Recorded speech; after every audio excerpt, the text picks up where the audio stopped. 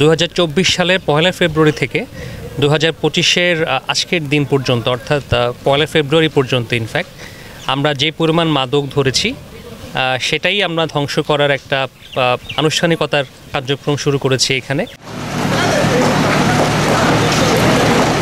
এখানে সর্বমোট 74 কোটি 31 লক্ষ টাকার মাদক আছে।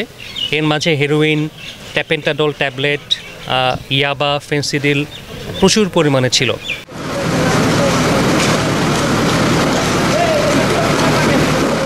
ইয়াবা ট্যাবলেট ছিল প্রায় 9000 পিসের মতো, ট্যাপেন্টাডল ট্যাবলেট ছিল প্রায় 1 লক্ষ পিস, এবং পাশাপাশি এর সাথে এলএসডি ছিল প্রায় 56 বোতল। এরকম পাতার বিড়ি, গাঁজা প্রায় 150 কেজি থেকে 950 কেজির মধ্যে বিভিন্ন সংখ্যায় ছিল।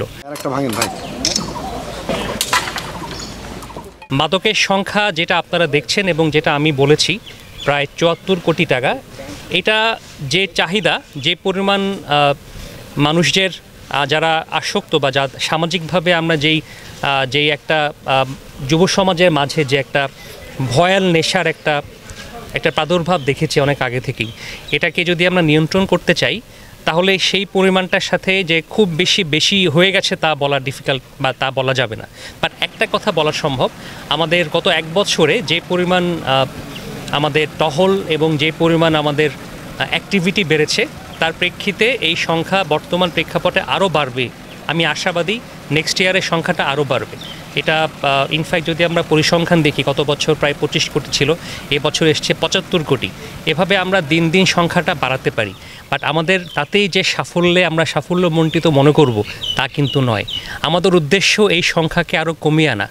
এই কমিয়ে আনার চেষ্টা করতে গিয়ে কিন্তু আমরা বাড়ানোর একটা সার্চ দেখে আমরা সাময়িক সন্তুষ্টি অর্জন করতে পারছি ঠিকই, বাট আসলে কিন্তু যেই জায়গায় আমাদের কাজ করা দরকার, মাদকের ডিমান্ডটাকে কমানো, মানুষের মাঝে আরও বেশি সচেতন হওয়ার প্রবণতা বাড়ানো, আমাদের সন্তানদের খোঁজখবর রাখা, মাদককে সর্বসম্মতিক্রমে প্রত্যেকটা ক্ষেত্র থেকে না বলা, এখানে আমাদের এককভাবে বিজিবি এই চেষ্টা করছে আপনাদের সাথে নিয়ে। বাট এটা আলো ফলপ্রসূ হবে যদি আপনারা সবাই একই সাথে, আপনারাও আমাদের সাথে একত্রিত হয়ে আপনাদের প্রান্তে যদি আপনারা এইভাবে একটু প্রচার চালান এবং এভাবে যদি আপনারা সবাইকে উৎসাহিত করেন, তাহলে আমাদের এই এফেক্টটা আসলে একটা মিনিং খুঁজে পাবে।